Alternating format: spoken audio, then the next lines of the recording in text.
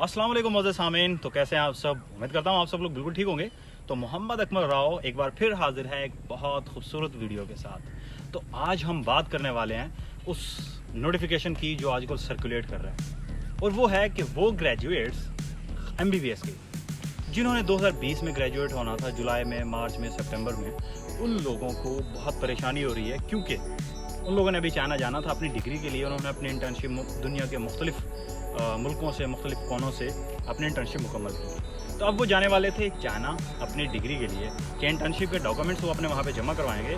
Documents जमा करवाने के बाद वो अपनी डिग्री हासिल करेंगे। लेकिन हुआ ये कि कोरोना नाम की एक बला आ गई, हर चीज़ रुक गई, प्रॉब्लम्स स्टार्ट हो गए।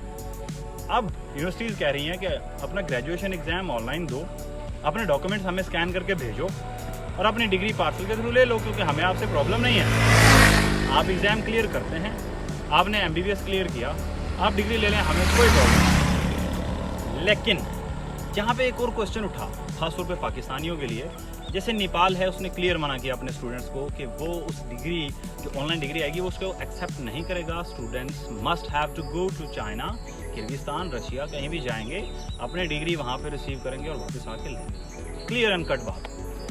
खैर, जब बात आई PMDC की, तो PMDC ने एक नोटिफिकेशन निकाला अपनी रूल बुक, जिसमें उसके क्लियर लिखा है कि जो स्टूडेंट है उसका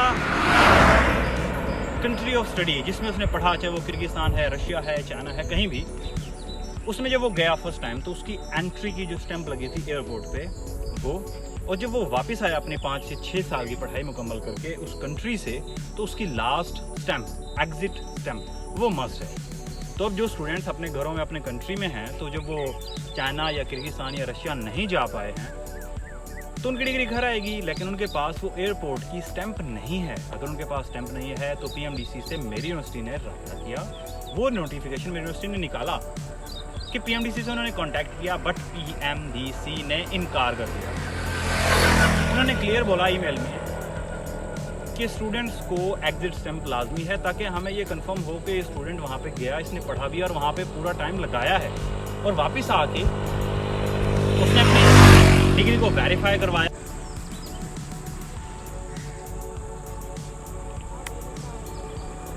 तो अगेन प्रॉब्लम उन लोगों के लिए स्टार्ट हुआ जिन्होंने चाइना, रशिया, किर्गिस्तान, किसी भी कंट्री से बाहर से आके पाकिस्तान में PMDC देनी थी, यहाँ पे NOC लेना था, एलिजिबिलिटी लेनी थी और PMDC के एग्ज़ाम में बैठना था।